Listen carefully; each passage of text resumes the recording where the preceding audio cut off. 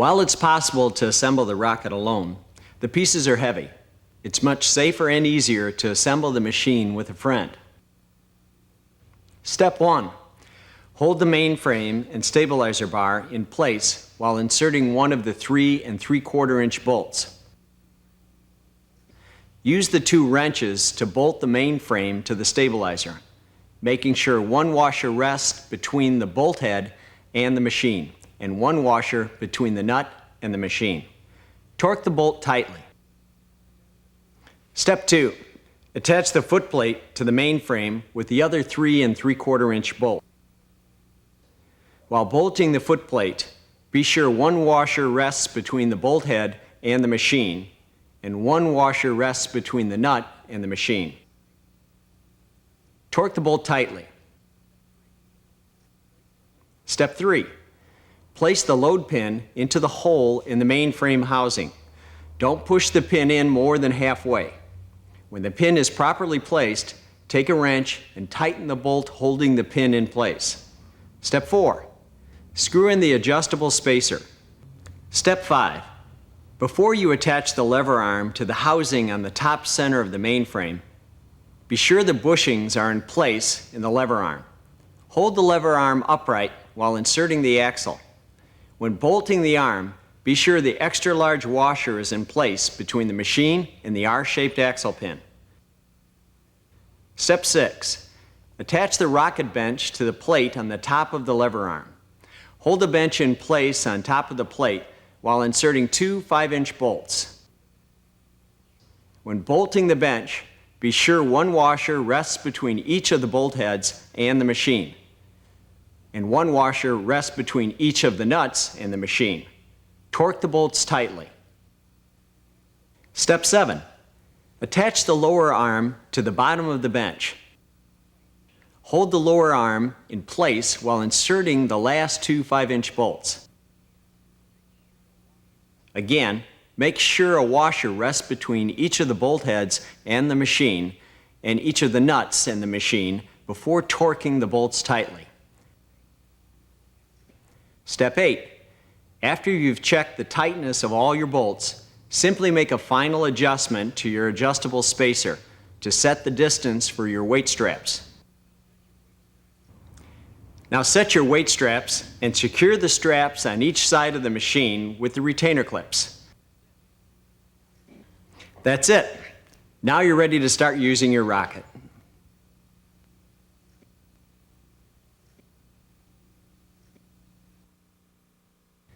To begin with, before you start any exercise program, you should consult your doctor. If your doctor approves of your program, you should start slowly. Just do 5 or 6 repetitions of each exercise with a light weight. If you've experienced no soreness after a couple of days, you can repeat the exercises and add 2 or 3 repetitions. If you see that the weight is far below your capabilities after several sessions, you can gradually increase the amount of weight used in every workout until you reach a weight which will allow you to do 15 to 20 repetitions in good form. At this point, you'll start to build muscle. And then you can decide if your goal is working with weights that produce muscular failure at 15 reps per set for toning, or you may choose to use a weight heavy enough that you can only do 8 to 10 repetitions. Using heavier resistance like that will yield bigger gains in muscle, but you may also experience some soreness. So you should always wait at least a few days before working that muscle group again. In the beginning, training a muscle group only once a week is certainly enough. If you want to use your rocket for an aerobic workout, you can do that too by setting the machine with little or no resistance and rocking anywhere from a few minutes to 20 or 30. If you like the feel of iron, you can add free weight plates, using them alone or in combination with your weight straps. Soloflex weight straps build muscle with real positive and negative resistance. You get positive resistance when you push away from the foam padded foot plate, and muscle building negative resistance on the way back down. Because the rocket is both an aerobic machine and a great weightlifting tool, you'll quickly get the results you're looking for. Let's move on and see the exercises the rocket does. Hi, my name is Doug, and this is Karen, and we're going to take you through the 7 main exercises that you can perform on your rocket. We're going to begin with the barbell squat. All right, placing your feet on the foot plate towards the bottom, and we're going to press up to an almost locked knee position. Okay, you ready? You want to keep your hips in contact with the pad, and then slowly lower down to about a 90-degree position at the bottom. Okay, pressing up just short of locking. Feel a little tension, the quadriceps. You also pull the gluteal muscles into play and some of the hamstrings. It's one of the best overall exercises you can do for your lower body.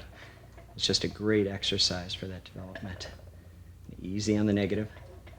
Just short of locking the joint at the top, and then slow coming down. Hesitate just a little bit. You can carry your weight a little bit towards your heels on this. Okay. And that'll protect the knee joints just a little bit. Okay, the second one, we're going to go into what's called a plie. And you're going to take your feet outward, heels in, toes out. And this will affect more of the muscles on the inner thigh. And then slow, eccentric, or that down, negative phase coming down. Feel a stretch. And you want to make sure that you really keep your hips down on this, because in this position it tends to elevate them when you drive out of the deep position. Okay, slowly coming down. Weight towards the heels again. And drive up. Feel that focus more towards the inner part of your legs. Yeah. Okay. Now you can pull more of those muscles into play with a little wider foot position, Okay. or bring your feet closer together. Exhale as you go up, and inhale as you come down to get plenty of oxygen into the working muscles here. Okay, now we're going to switch you into a toes in and heels out position. All right, now let's start working some of the lateral aspects of the legs or the quadricep muscles.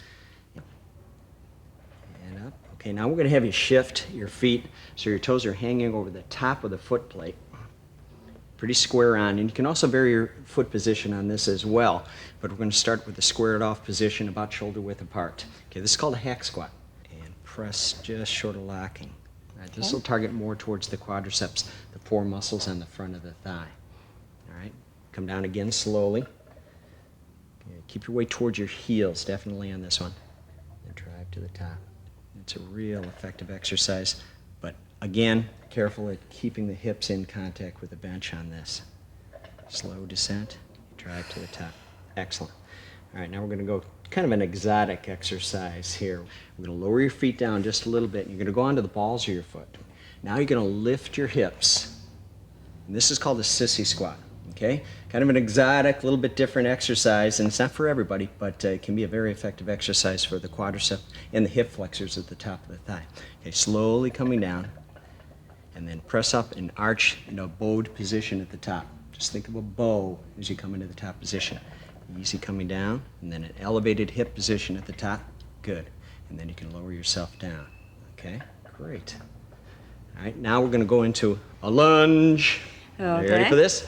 All right, 1 foot on the foot plate and 1 foot down on the support bar.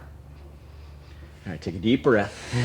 Okay, as it starts to get tougher, you find exhaling as you push through the range of motion and inhaling as you come down. You need to get oxygen to those working muscles. Okay, slow on the descent on this. Feel a good stretch coming down, and then drive strong. You only got one leg for driving power here, so it's much more difficult. All right, sometimes you need to adjust the weight on this exercise if you've been doing some of the heavier exercises beforehand. Steady on the descent, and then strong to the top. Good. Take a breath, and then you can switch feet. All right, steady coming down. Excellent. And then drive to the top. Good. This is great for, you'll pull in some quadriceps, hamstrings. The deeper you go, the more you pull the gluteals into play. It's just an outstanding exercise. Easy down and drive. Great. Okay, now staying in that position, you're going to put both feet back onto the plate, and you're going to slide your feet down so just the balls of your feet are supported on the foot plate. And this is going into the calf muscles now. There's 3 different positions that we'll go through here. Okay, this is the square on.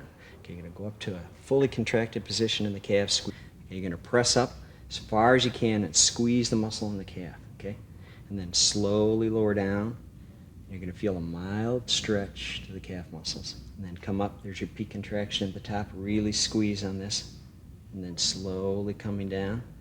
Feel like your back is supported nicely? Yeah. Good. and then squeeze at the top. Okay, now kick your heels out a little bit, and then squeeze off the border or the outer portion of your feet on this. Okay, and that'll directly drive it to the muscles on the outer portion. Good, and then squeeze. Okay, now slide your heels inward. All right, now this pulls it more to the medial side or the inner side of the calf when you have your heels in and your toes out.